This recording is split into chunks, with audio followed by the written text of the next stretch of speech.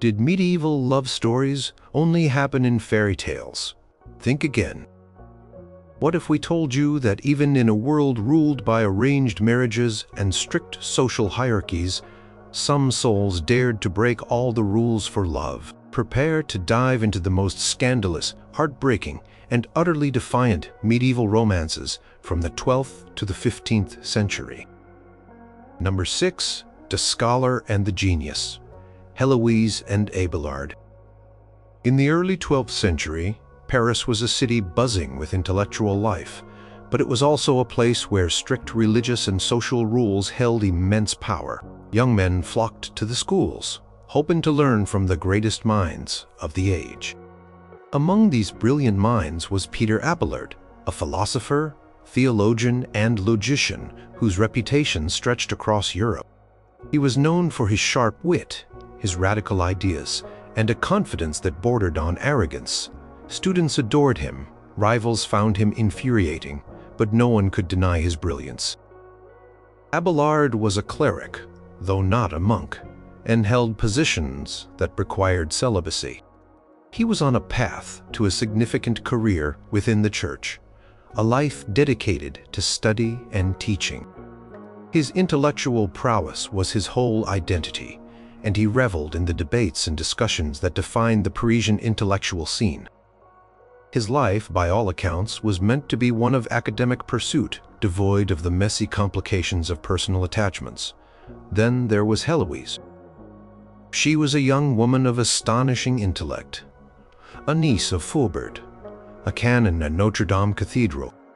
Heloise was fluent in Latin, Greek, and Hebrew, a rare feat for any person, let alone a woman, in an era when education for women was largely confined to practical skills or religious texts. Her mind was as sharp and quick as Abelard's, her thirst for knowledge insatiable. She lived with her uncle in Paris, and her reputation for learning had already begun to spread. She was a prodigy, a true intellectual giant, hidden in a young woman's form. The stage was set for a collision of minds and hearts that would echo through history. Abelard, ever confident, sought lodging in Fulbert's house, not just for convenience but with a calculated, darker purpose. He admitted later in his own writings that he intended to use his position as a tutor to seduce Heloise. He saw in her not just a brilliant student, but a captivating young woman, and his arrogance made him believe he could have both her mind and her affection without consequence. Fulbert, proud of his niece's intelligence, eagerly accepted Abelard's offer to instruct Heloise. He saw it as a grand opportunity for her to learn from the best. He did not foresee the dangerous game Abelard was about to play. Under the guise of lessons, their intellectual discussions quickly turned into something more profound. They explored philosophy, theology, and poetry, their minds perfectly matched, sparking off one another. But as their shared passion for learning deepened, so did an undeniable attraction. Their love story began not with stolen glances, but with shared texts and whispered words late into the night, Abelard later confessed. Under the pretext of study, we spent our hours in love, and the time that was left over from our lectures we devoted to love, speaking more of love than of books, and kissing more often than discussing. Their relationship became a fiery, all-consuming secret. Heloise became pregnant. This was a scandal of immense proportions in 12th century Paris.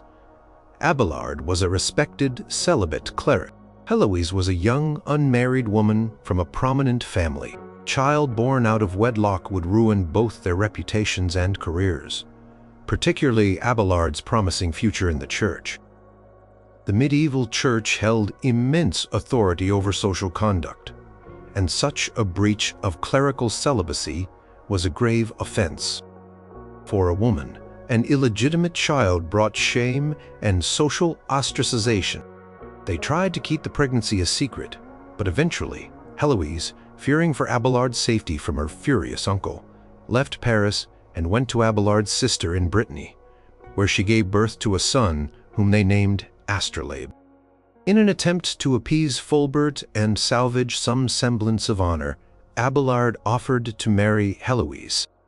This was an astonishing proposition for a cleric of his standing, as marriage was strictly forbidden for those in holy orders. However, in the 12th century, there was still some ambiguity for lower clerics. It was an act of both desperate love and shrewd calculation. Heloise surprisingly resisted. She argued against the marriage not because she did not love him, but because she understood the devastating impact it would have on his academic career. She foresaw the ridicule and the end of his intellectual pursuits. She did not wish, Abelard wrote, that I should marry her, for she said it would bring dishonor and ruin upon me. She truly placed his ambition above her own social standing. Despite her protests, they secretly married in Paris, with only a few witnesses present, hoping to keep the union hidden from the world. Their goal was to legitimize their son without destroying Abelard's public life. But secrets, especially such explosive ones, rarely remain buried for long in a crowded city. Fulbert, feeling deeply betrayed and dishonored by the secret marriage and the deception, sought revenge. One night, while Abelard slept, Fulbert's men broke into his room. In a horrific act of vengeance, they castrated Abelard.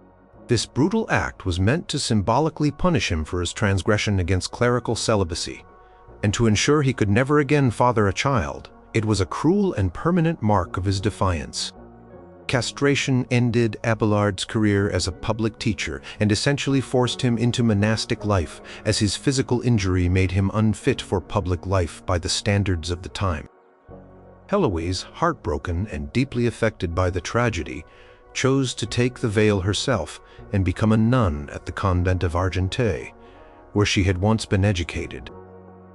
She did this not because she no longer loved Abelard, but as a demonstration of her devotion to him, and perhaps out of a profound sense of shared fate. They were separated, living in different religious communities, their love story seemingly brought to a tragic end, but their story did not end there. Years later, a series of letters began between them. These letters, known as the Letters of Abelard and Heloise, are some of the most famous and passionate correspondences in medieval history. In them, they poured out their hearts, revisiting their past, their love, their suffering, and their philosophical and theological ideas. Heloise, now the abbess of her own convent, Paraclete, which Abelard had founded, demonstrated her continuing intellectual prowess and her deep, enduring love. She questioned his theological arguments and expressed her raw emotions about their past. Heloise's letters reveal a woman who loved fiercely and intelligently, a love that transcended physical presence and societal expectations. She wrote about the pain of their separation, the purity of her love for him, and her intellectual struggles to reconcile her earthly devotion with her spiritual vows. Abelard, in turn, offered guidance and consolation, their exchange becoming a profound dialogue on love, faith, and suffering. Their defiance was not just in their secret affair and marriage, but in the very nature of their bond. It was an intellectual partnership that blossomed into a profound love, a love that challenged the strictures of clerical celibacy and societal expectations for women. The tragedy that befell them did not extinguish their connection. Instead, it transformed it into a legacy of enduring intellectual and emotional correspondence that continues to fascinate scholars and romantics alike. Their story stands as a powerful testament to a love that dared to exist in a world that sought to suppress it, proving that even in the most rigid of times, the human heart finds its own way to connect. Number 5. The Queen and the Squire, Catherine de Valois and Owen Tudor. The early 15th century was a turbulent time for England and France, locked in the 100 Years' War. Royal marriages were not about love. They were about alliances, power, and securing peace. Catherine de Valois, born in 1401, was a French princess, daughter of King Charles VI of France. Her destiny, like that of many princesses, was to be a pawn in the grand game of European politics. Her marriage was a tool to solidify a fragile truce between two warring kingdoms. In 1420, at the tender age of 18, Catherine was married to King Henry V of England, a celebrated warrior king, as part of the Treaty of Troyes. This treaty declared Henry V to be the heir to the French throne. Their marriage was a high-stakes political union, not a romantic one. Henry V was a formidable leader, and their union was meant to symbolize a new era of Anglo-French relations. They had one son, Henry, born in 1421. However, the future that the treaty promised was short-lived. King Henry V died suddenly in 1422, when his son was just a few months old.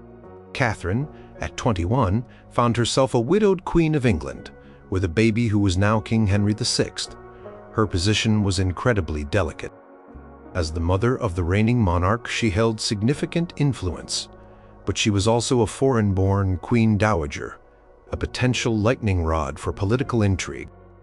The English court was very wary of her power, and especially of any potential remarriage that might compromise the young king's authority or create new alliances.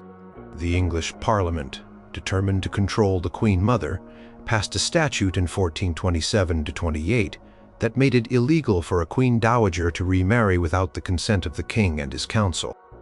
Any man who dared to marry her without this permission would face severe penalties, including loss of land and goods. This law was a clear message to Catherine. Her personal life was now completely dictated by the needs of the realm. She was expected to live out her days as a virtuous widow, dedicated to her son and the stability of the crown, not to pursue her own affections, but Catherine, despite her quiet demeanor, had other plans. She was a young woman not yet 30, and desired companionship, and perhaps even love. Her life at court, surrounded by her young son and the rigid protocols of royalty, must have felt lonely.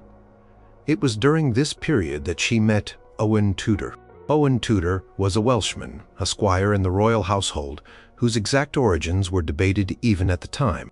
Some said he was a descendant of ancient Welsh princes. Others saw him as little more than a common soldier. He was handsome, strong, and likely provided a refreshing contrast to the formality of court life. He was certainly not a noble of high standing, nor did he possess wealth or significant political power. He was a commoner, a man of humble origins compared to the royal bloodline of Catherine.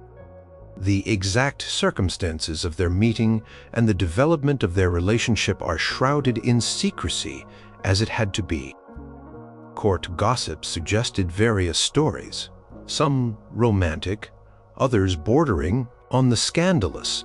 One tale speaks of Owen Tudor falling into Catherine's lap during a dance. Another of his striking good looks catching her eye. Regardless of the precise moment, their connection grew in secret, a dangerous liaison that directly defied the very specific law put in place to control Catherine. Their love was a quiet rebellion against the expectations placed upon a queen. She was expected to be a figurehead, not a woman with desires. He was expected to be a servant, not a lover to a queen. They fell deeply in love. A true meeting of hearts across the rigid class divides of medieval society. Their love was a radical act, because it was a personal choice in a world that valued dynastic duty above all else. They married in secret, likely between 1429 and 1431, in a private ceremony, perhaps at a royal manor, or even at a chapel, away from the prying eyes of the court and the watchful gaze of the Privy Council. The marriage was a direct violation of the statute passed by Parliament. It was an act of profound courage and defiance, risking both their lives and reputations. Had it been discovered immediately, Owen would have faced severe punishment, and Catherine, perhaps, imprisonment or worse. Their secret union produced several children, Further compounding the defiance, Edmund, Jasper, and Owen were born in the 1430s, along with a daughter, Margaret, who likely died young. These children were illegitimate in the eyes of English law, born of a secret marriage that was legally invalid, yet they were the half-siblings of the King of England.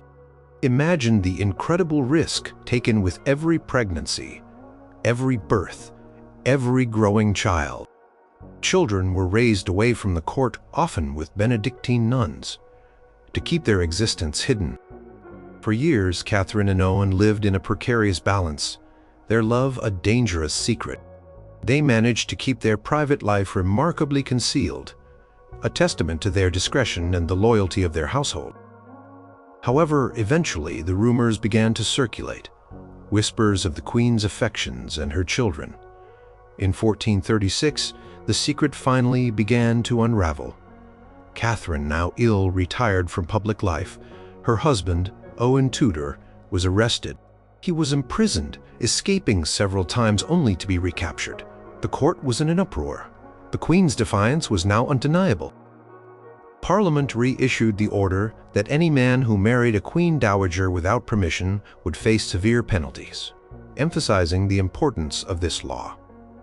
Catherine de Valois died in 1437, likely from illness. Her death ended the immediate threat to Owen, but it also plunged him into deeper uncertainty. He was eventually released, but his connection to the Queen, though now publicly known, remained controversial. The children, however, were another matter. The story of Catherine and Owen could have ended as a mere scandal, a footnote about a queen who dared to love below her station. But fate and the very children born of their defiant love had other plans. Their sons, Edmund and Jasper, were later acknowledged by their half-brother, King Henry VI, as legitimate. In a surprising act of recognition, perhaps out of affection or political calculation, Henry VI bestowed earldoms upon them. Edmund Tudor became the Earl of Richmond, and Jasper Tudor became the Earl of Pembroke. This royal recognition was a remarkable turn of events. It legitimized the once forbidden offspring of a queen and a squire, granting them status and lands. Edmund Tudor married Margaret Beaufort, a descendant of Edward III. Their son was Henry Tudor. This Henry would grow up to defeat Richard III at the Battle of Bosworth Field in 1485, ending the Wars of the Roses and founding the Tudor dynasty, one of the most powerful and famous royal houses in English history. From a secret forbidden love between a French queen and a Welsh commoner sprang the very dynasty that would rule England for over a century, including such iconic figures as Henry VIII and Elizabeth I. Catherine and Owen's love was a profound act of defiance against the rigid rules of medieval monarchy. It was a testament to the power of personal affection to reshape not just individual lives, but the very course of national history. Their love story, born of secrecy and defiance, laid the foundations for a new era. Number 4.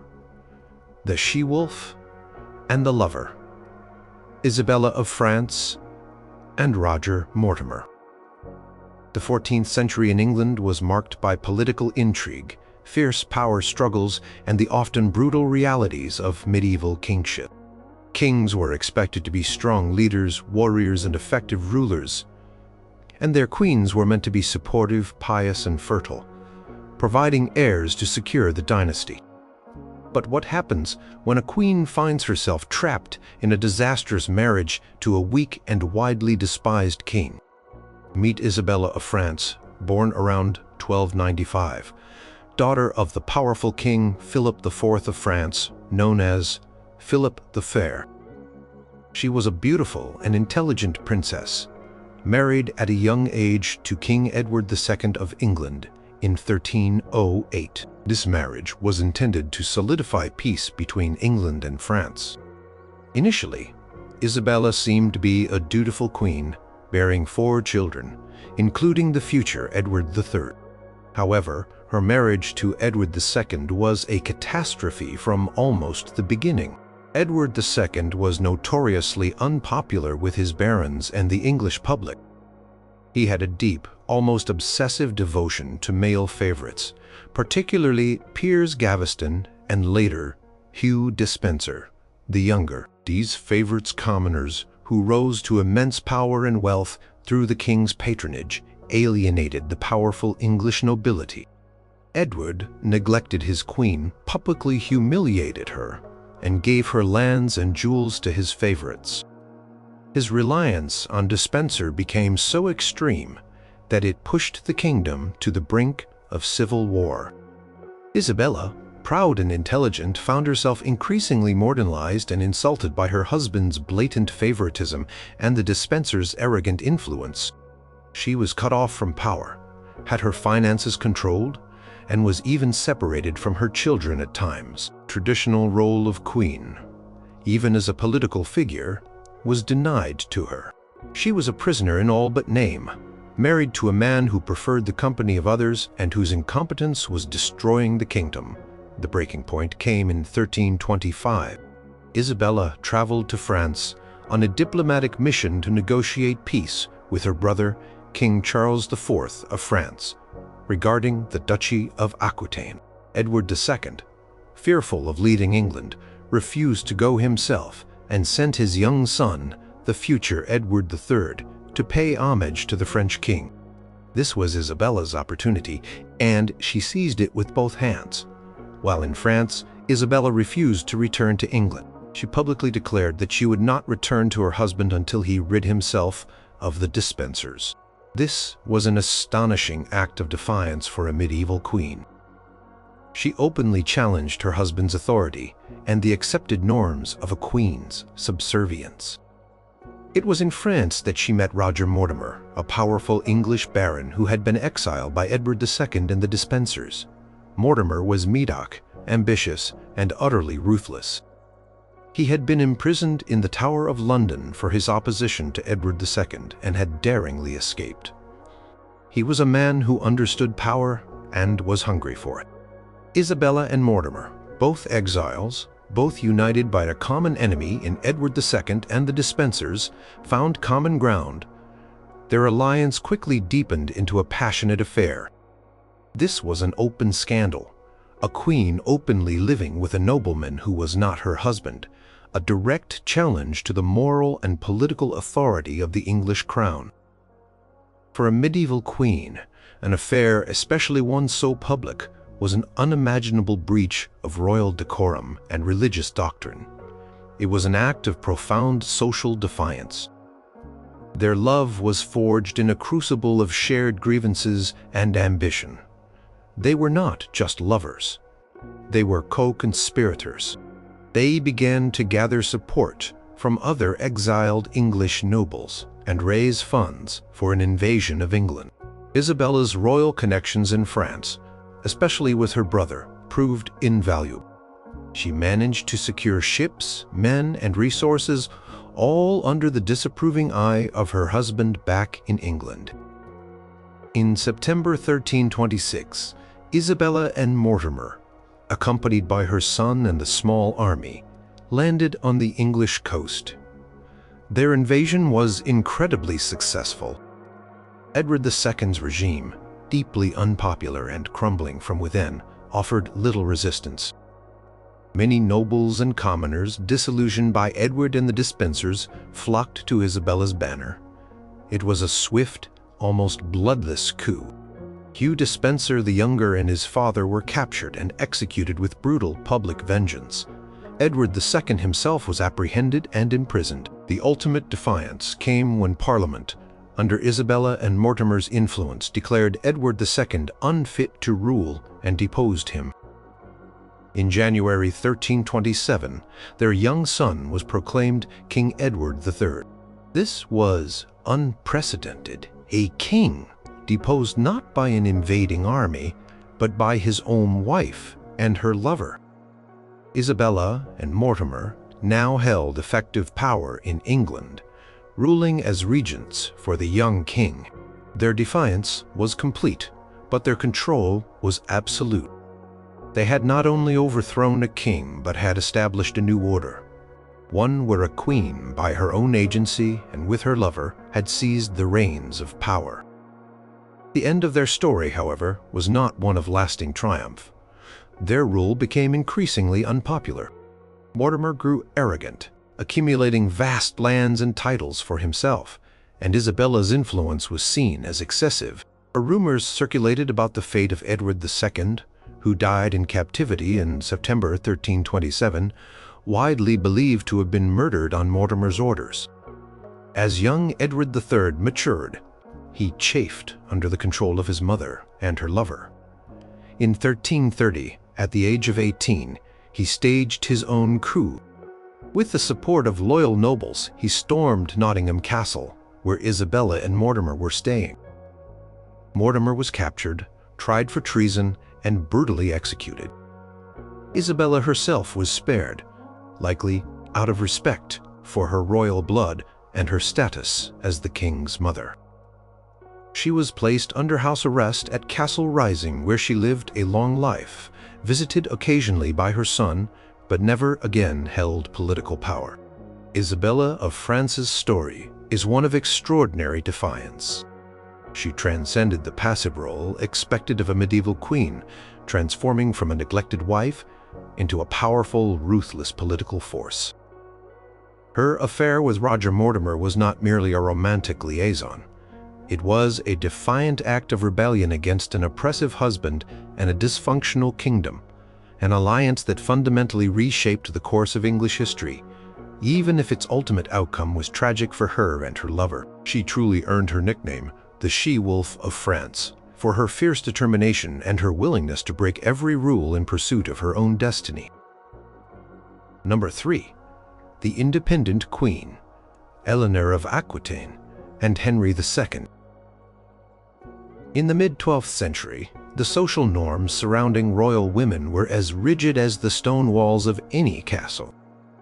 Queens were meant to be beautiful, pious, and above all, fertile. Their primary duty was to produce heirs, secure dynastic alliances through marriage, and embody the virtues of the realm.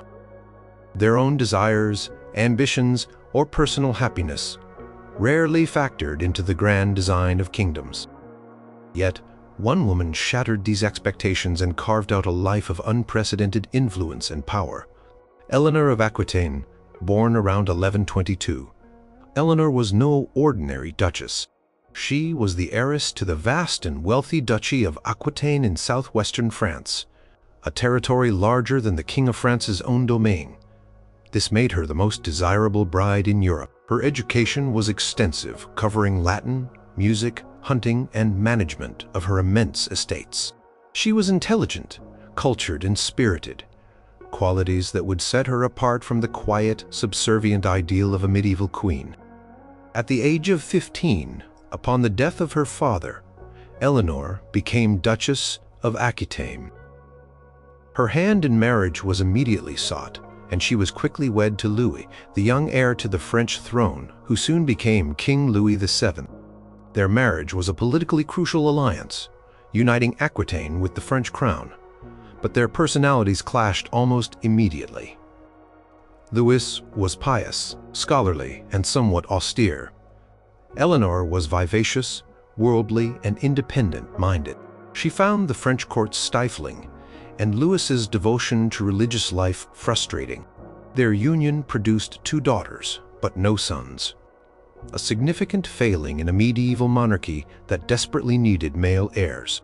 Eleanor accompanied Louis on the Second Crusade, an extraordinary feat for a queen, where her presence and influence caused both admiration and scandal. She wore armor, rode alongside her troops, and even participated in military councils, defying traditional gender roles. Her spirit was too large for Louis's quiet piety, and their differences became irreconcilable. After 15 years of marriage, and with no male heir produced, Eleanor made an astonishing move.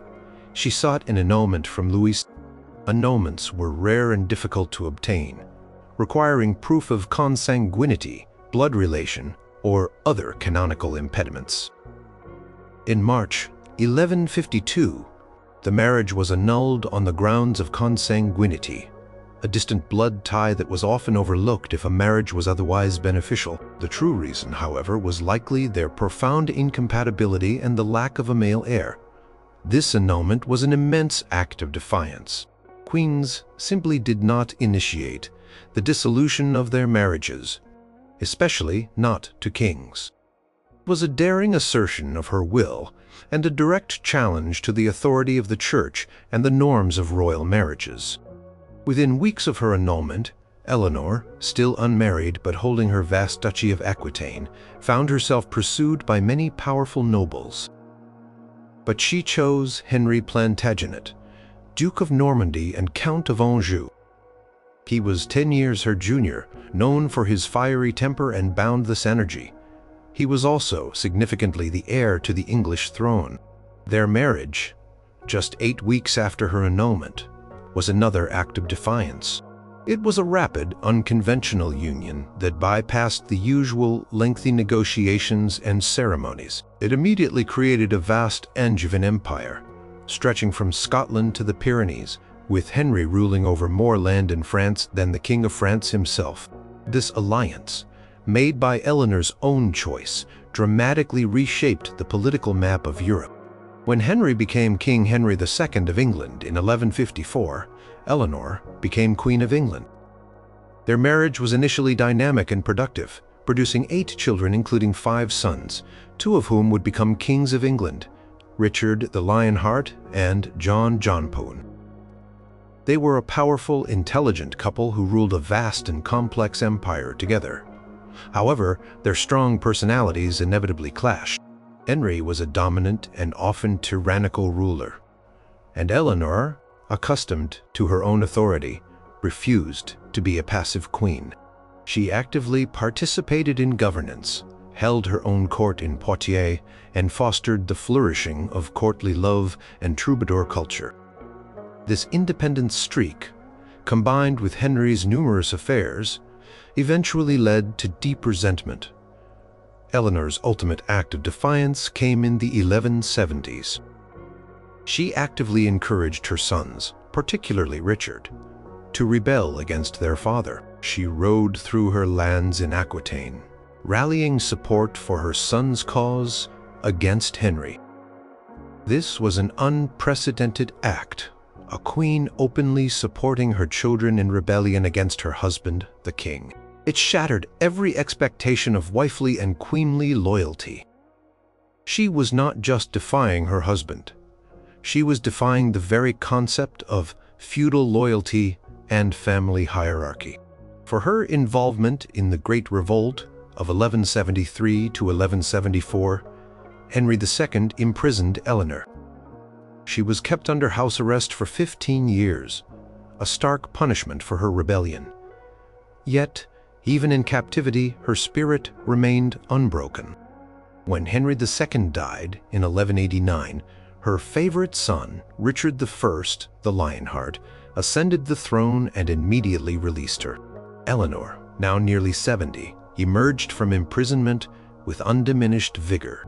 She acted as regent for Richard while he went on crusade, proving herself to be an extraordinarily capable ruler. She traveled across Europe, negotiated for Richard's ransom when he was captured, and held immense political sway until her death in 1204 at the age of 82. Eleanor of Aquitaine defied all odds by refusing to be confined by the restrictive roles imposed upon women, especially royal women in the medieval period. She chose her own path, initiated her own annulment, chose her second powerful husband, and even dared to lead a rebellion against him. Her life was a testament to fierce independence, political cunning, and an unyielding will. She was a queen who loved power, loved her own agency, and shaped the destinies of kingdoms through her defiant choices, forever changing the expectations of what a queen could be. Number 2. The Prince and the Lady in Waiting. Pedro, the first of Portugal, and Inês de Castro. The 14th century was an era where the lines between love, power, and loyalty were often blurred. and the consequences for stepping outside those lines could be brutal. In Portugal, royal marriages were, as everywhere else, meticulously planned alliances, designed to strengthen kingdoms and secure dynastic futures. The desires of the individuals involved were almost entirely irrelevant. Enter Dom Pedro, the Crown Prince of Portugal, born in 1320. He was a man of strong passions, known for his stern demeanor and fierce loyalty. Once his affection was given, his father was King Afonso IV. In 1340, in a politically significant alliance, Pedro was married to Constanza Manuel of Castile, a high-ranking noblewoman from a powerful Castilian family. This marriage was meant to stabilize relations between the two kingdoms. With Constanza came her lady-in-waiting, Inês de Castro. Inês was also from a noble family, though not as highly placed as Constanza's. She was described as beautiful, intelligent, and charming. She quickly captivated Prince Pedro. The exact moment their love ignited is lost to history, but it quickly became an open secret at the Portuguese court. Pedro fell deeply obsessively in love with Inês. This was a profound defiance of all social and royal norms. He was married, and his affections for Inês were a direct insult to his wife and a threat to the political alliance that his marriage represented. For Inês to become the mistress of the crown prince was an incredibly dangerous position. Such relationships, though sometimes tolerated in the shadows, were never to be flaunted, and certainly never to challenge the legitimate royal marriage. Their love was consuming. Pedro and Inês had several children together out of wedlock. This further compounded the scandal and the defiance. These children, though loved by their father, had no legitimate claim to the throne, and their existence deeply concerned the Portuguese court and the nobility. They feared that Pedro's obsession with Inês and his illegitimate children could jeopardize the royal succession and lead to civil strife, perhaps even dragging Portugal into Castilian politics through Inês's family connections. King Afonso IV, Pedro's father, repeatedly tried to end the affair. He pleaded, he commanded, he threatened. He even tried to send Inês away from court, but Pedro refused to give her up. His devotion to Inês was absolute, defying his father's authority, the expectations of his royal position, and the very structure of medieval society which demanded duty over personal desire. Then, tragedy struck. In 1345, Pedro's wife, Constanza, died, likely from complications during childbirth. This opened a possibility for Pedro and Inês to be together, but it also heightened the fears of the court. With Constanza gone, there was no legitimate queen to secure the throne, and the nobility worried that Pedro might marry Inês and try to legitimize their children, potentially disinheriting the legitimate heir Ferdinand, Constanza's son. The prospect of Castilian influence through Inês was also a persistent fear. King Afonso and his advisors grew increasingly desperate. They saw Inês as a dangerous influence, a threat to the kingdom's stability and the line of succession. They viewed her not as a woman Pedro loved, but as a political danger. They tried to arrange new marriages for Pedro, but he refused, steadfastly clinging to Inês. He declared that Inês was his true love, and he would have no other. This refusal to marry someone of royal blood further cemented his defiance of his father and the established order. In 1355, King Afonso IV, swayed by his advisors and his own deep concern for the future of Portugal, made a terrible decision. While Pedro was away on a hunting trip, King Afonso dispatched 3 of his noblemen to Coimbra, where Inês was living with their children. They found Inês pleaded for her life, and despite her pleas, brutally murdered her in front of her children. This act of violence was meant to end the defiant love story once and for all, and to secure the kingdom, but it had the opposite effect. When Pedro learned of Inês's murder, his grief turned into a terrible, all-consuming rage. He launched a brutal rebellion against his father, laying waste to parts of the country. The kingdom plunged into civil war. Only the intervention of the Queen and the Archbishop of Braga eventually brokered a fragile peace between father and son. 2 years later, in 1357, King Afonso IV died, and Pedro ascended to the throne as Pedro I of Portugal. His first act as king was to seek vengeance for his beloved Inês. He pursued the murderers relentlessly, even those who had fled to Castile. When 2 of them were captured, Pedro carried out a horrific public execution, extracting their hearts, a gruesome act of retribution fueled by his undying love and rage. But Pedro's defiance did not end with vengeance. He shocked the entire kingdom, and indeed all of Europe, with his next declaration. He solemnly swore that he had secretly married Inês de Castro years before, perhaps as early as 1346, soon after Constanza's death. There was no public record of this marriage, and many historians debate its veracity. Pedro insisted it was true, and as king his word was law.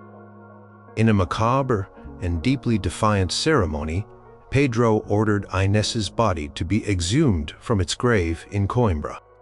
He had her corpse dressed in royal robes and placed on a throne. Then he commanded the entire Portuguese court, the nobility and the clergy, to pass before the decaying remains and kiss her hand, acknowledging her as their rightful queen. This was an astonishing spectacle, an act of posthumous legitimation, driven by an almost insane devotion. It was a king forcing his love even in death onto a reluctant court, challenging not just social norms, but the very boundary between life and death. Inés's body was then transported in a magnificent procession from Coimbra to the monastery of Alcobaça, where she was interred in a lavish tomb, across from Pedro's own tomb, so that on the day of judgment, the first sight he would see. Pedro I and Inés de Castro's love story is one of the most dramatic and defiant in medieval history. It was a love that defied familial pressure, royal duty, social convention, and even death. It led to murder, civil war, and a posthumous coronation that remains one of the most bizarre and poignant acts of devotion ever recorded. Their story is a powerful testament to the overwhelming, often destructive force of love when it collides with the rigid structures of power and expectation in the medieval world. Number 1.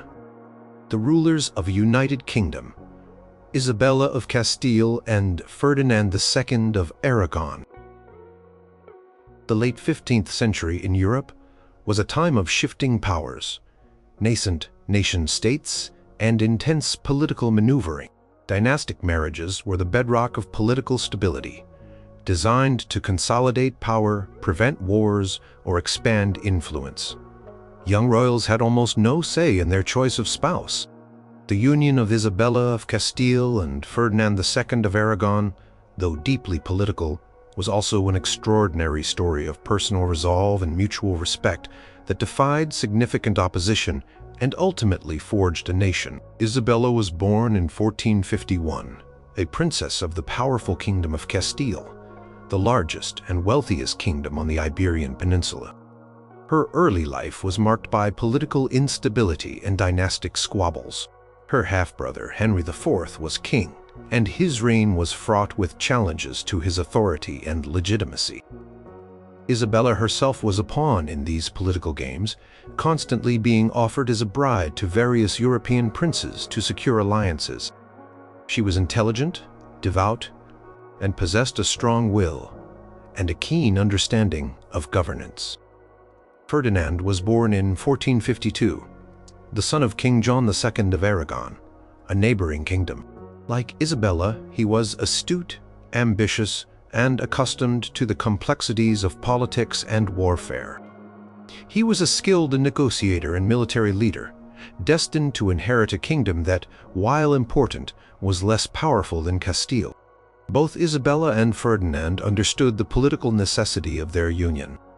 A marriage between the heirs of Castile and Aragon would unite the two largest Christian kingdoms on the peninsula, creating a formidable force against the last Muslim stronghold of Granada and providing a bulwark against external threats.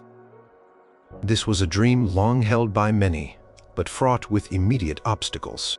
The most significant obstacle was Isabella's half-brother, King Henry IV of Castile.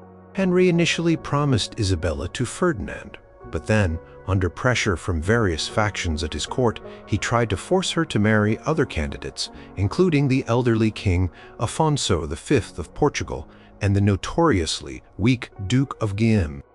Henry feared the power that a united Spain would wield and saw Isabella's marriage to Ferdinand as a threat to his own diminishing authority and to his daughter Joanna's claim to the Castilian throne. Isabella, however, had her own mind she flatly refused. The suitors Henry put forward, she was determined to marry firmly. She recognized that Ferdinand was the best match, not only politically for the future of Spain, but also personally. She saw in him a partner who shared her vision for a strong, united kingdom, and she had a deep respect for his capabilities. This was a radical choice for a medieval princess, to actively resist the king's will regarding her marriage and to choose her own spouse based on her strategic vision and perhaps a burgeoning personal connection. The path to their marriage was fraught with peril. It required immense secrecy and daring. In 1469, Ferdinand had to travel disguised as a servant across hostile territory to reach Isabella in Valladolid. She, in turn, defied her half-brother by going ahead with the plans. They risked royal wrath, political imprisonment, and even assassination. On October 19, 1469, Isabella and Ferdinand were secretly married in Valladolid. The marriage was a direct challenge to King Henry IV's authority. He was furious and immediately declared the marriage illegal, attempting to disinherit Isabella and declare his daughter Joanna as the rightful heir to Castile. This launched a period of civil war in Castile, known as the War of the Castilian Succession. For the next several years, Isabella and Ferdinand fought tirelessly to secure her claim to the throne. This was not a passive waiting game for Isabella. She actively participated in the political and military campaigns, demonstrating her intelligence, resolve, and leadership. She traveled through the war-torn countryside, raising funds, rallying support, and proving herself a capable ruler even before officially holding the crown. Ferdinand, meanwhile, was a strong military commander, and together they formed an unshakable team. Their shared vision for Castile and Aragon and their unwavering support for each other allowed them to overcome the immense odds. In 1474, upon the death of Henry IV, Isabella was crowned Queen of Castile. Ferdinand became King of Aragon in 1479 upon his father's death. With both on their respective thrones, their marriage effectively united Spain under a single monarchy, albeit as a union of crowns rather than a fully centralized state. Their defiance wasn't just in choosing their own path to marriage. It was in the nature of their partnership. They were not just a king and queen, but a truly collaborative and formidable team. They ruled as the Catholic monarchs, jointly making decisions that shaped modern Spain. They launched the final campaign against Granada, ending centuries of Muslim rule on the peninsula. They initiated the Spanish Inquisition, expelled Jews and Muslims, and most famously sponsored Christopher Columbus's voyage, leading to the discovery of the Americas and the foundation of Spain's vast colonial empire. Their marriage, born of personal choice and a defiant will against royal dictates, became the engine of a new superpower. They navigated the complex political landscape of late medieval Europe with exceptional skill, expanding their territories, reforming their governments, and forging a unified national identity. Their devotion to each other and their shared vision allowed them to achieve what no other rulers had managed: the creation of a united and powerful Spain. Isabella and Ferdinand's story is a testament to how a personal choice, made in defiance of powerful opposition, can have monumental consequences. Their love story, one of mutual respect, shared ambition, and unshakable partnership, not only defied the expectations of their time, but laid the very foundations of a global empire, proving that sometimes the most strategic alliances are born not just of calculation, but of a deeply held belief in each other.